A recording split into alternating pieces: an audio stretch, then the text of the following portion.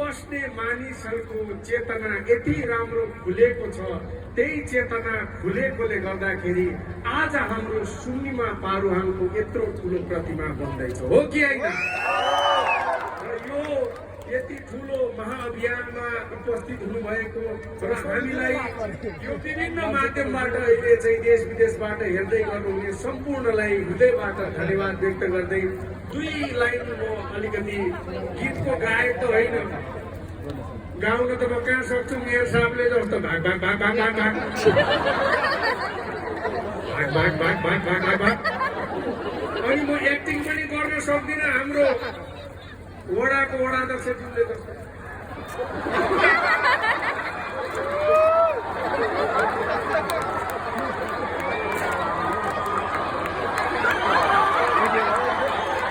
सक्दिनँ म त्यस्तो कलाकार चाहिँ हो, तर त्यत्रो कलाकारिता छैन। म त फ्यानै भएँ उहाँ, साँच्चै भनेको।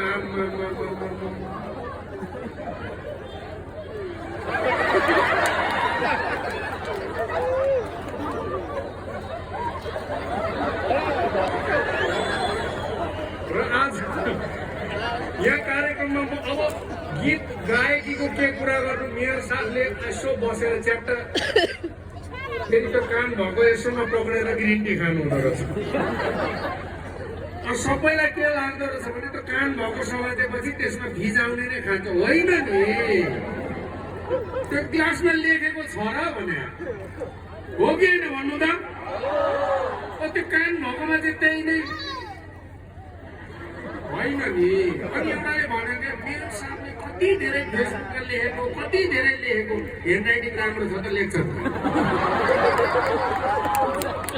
लेखेरै आएको त हो कि होइन? लेखेरै विश्वास गरेको त अनि ह्यान्डराइटिङ राम्रो छ, व्याकरण मिलाएर लेख्छन् त लेख्छ नि, अब लेख्न देऊ, त्यसको तल तिमी पनि लेख, हो कि होइन? अनि सकेन। फेरि म हजुरहरूलाई भन्दा भनेको जस्तो हुन्छ, मेयर साथी हुनुहुन्छ, गायकको हाम्रो महागायक राजेश पायल दाइ यहाँ पछाडि हुनुहुन्छ, हाम्रो ठुल्दै। त्यसै गरी हाम्रो स्वरकी धनी साह्रै राम्रो मिठो स्वर र अनिरन अनुहार, मिठो स्वर स्वभाव भएको हाम्रो चेली मेलिना राई छ, प्रार्थना दिदी हुनुहुन्छ, शुभम दाई हुनुहुन्छ। र पनि मैले भन्दा भनेको जस्तो हुन्छ कि भोइस अफ नेपालमा फर्स्ट लाटालदेर निकालेको मलाई पनि भेट्छ। अनि के कुरा गर्नुहुन्छ, एक नम्बर अब आइन्दा यो बाटो हिँडिस् भने नि भनेर भोइसकोले फोटो खिचेर लगाएको छ, टिभीमा पनि देखाएन।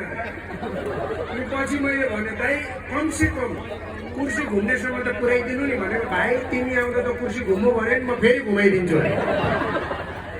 फेरि अब हजुरहरूलाई भन्दा भनेको जस्तो हुन्छ, गायकमा उता नायकमा हजुरलाई भनेकै छुइनँ। यता हेर्नु न, अप्ठ्यारोमा फलेको इस्कुस छ, इस्कुसलाई चट्टा काटेर चस्मा लगाइदिँदा कस्तो हुन्छ? यस्तो हुन्छ। र पनि घमण्ड छैन। अनि बाप रे बाप, आजको कार्यक्रमको सबैभन्दा राम्रो चाहिँ के पक्ष रहेछ भने यहाँ कार्यक्रम हुँदैछ, त्यो टुरीको छेउतिर घर बनाउनेहरूले के भन्दैछन् भने मनमा नै तकबिर त हाम्रो आँगनमै आएर गर्छ, राजेश पाल त पुरुक पुरुक उफ्रेको हाम्रो आँगनमा आएर भन्छन् नि त, हो कि भन्नु त? अब म खास यहाँ कार्यक्रम अरू विभिन्न छ, यहाँ देखाउनु पर्ने कार्यक्रमहरू खाल खालको कार्यक्रम छ। अहिले एकछिनमा आउँछ यहाँ भाग भाग भाग भाग भाग भाग भाग। त्यो गीत फेरि मेयर साहबको यो गीत मेरो छोरीले सुन्दा सुनिछ कि 2.5 वर्षकी छ, के गर्छ भने त मलाई देख्ने बित्तिकै नानी मान खान भाग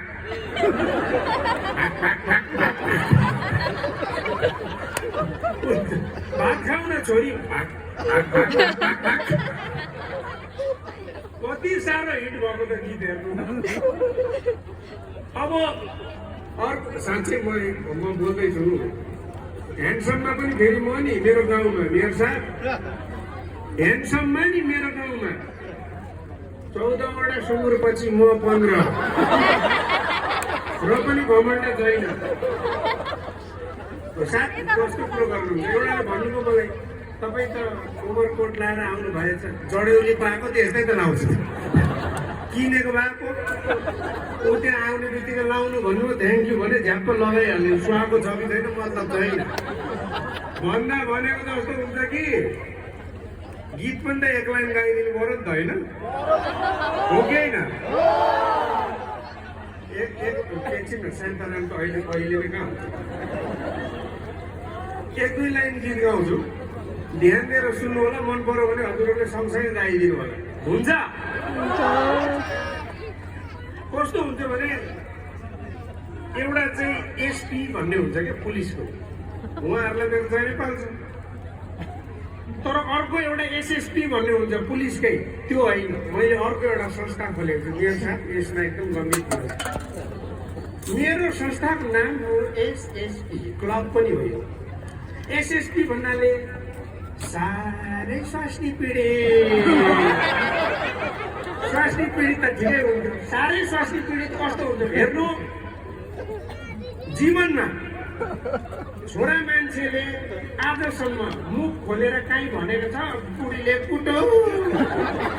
कुटै खाए पनि बोलेको मन ठुलो नि त हाम्रो हो कि भन्नु त तर हामी केटा मान्छेले चाहिँ झुक्किएर ज्याकेट लाउँदा कोट लाउँदा कुइलोले लागेर बुढीको नाक्री फुटो भने त सिधै मेयर साहबकोमा उपमेयर सहितको एउटा बसी पो हाल्छ पैसा हो कि भन्नु त त्यसैले गर्दाखेरि एसएसटीहरूको लागि एउटा गीत मैले आफैले लेखेको आफैले गाएको अनि आफ्नै घरमा हेर्दाएको थाहै छैन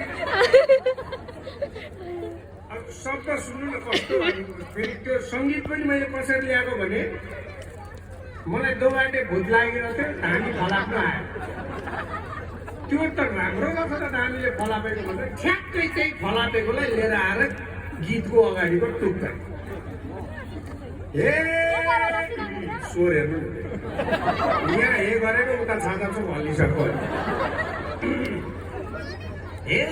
टिकटकैमा देखेर फेसबुकैमा लेखेर गरेको नि बिहा घर लिएर आउँदा त बनाउनुलाई आउँदैन रहेछ जाबो एउटा चिया कराई डेक्ची चुलेसीमा लागिसक्यो खियाका हो बिहान बेलुका होटलबाट खाना ल्याउनु पर्छ आफ्नै बुढीले उडी उडी दिएको कसले कुरा गर्छ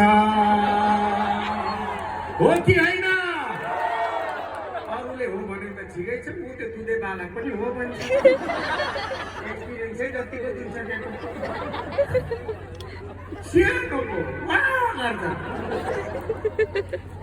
आलु मिठो उसिनेको सुकुटी भुटेको हो कि होइन हो भन्ने यताको मात्रै चाहिँ मास्ती गरेर सुकुटी खाने दाल छैन कि के हो आलु मिठो उसिनेको सुकुटी भुटेको हो कि होइन अहिले चाहिँ यो धरानको जोस त चाहियो नि हौ आलु मिठो उसिनेको सुकुटी भुटेको कसलाई भन्नु आफूलाई बुढीले कुटेको सबैले एकैचोटि गाउँ कसलाई भन्नु आफूलाई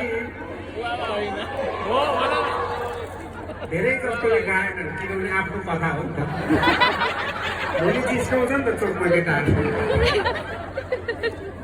बिहान बेलुका मिलाई मिलाई उडी उडी कुट्छे बिहान बेलुका मिलाई मिलाई उडी उडी कुट्छे भात पकाई मै खुवाउँछु थालैमा हात चुड्छे सुते जस्तो गर्छु आफू सबै पैसो लुट्छे गुन्द्रुकको मिठो झोल हालेको सिन्की चाहिँ साँधेको हो कि होइन गुन्द्रुकको मिठो झोल हालेको सिन्की चाहिँ साँधेको हिजो राति कुट्न अघि हात खुट्टा बाँधेको हो कि होइन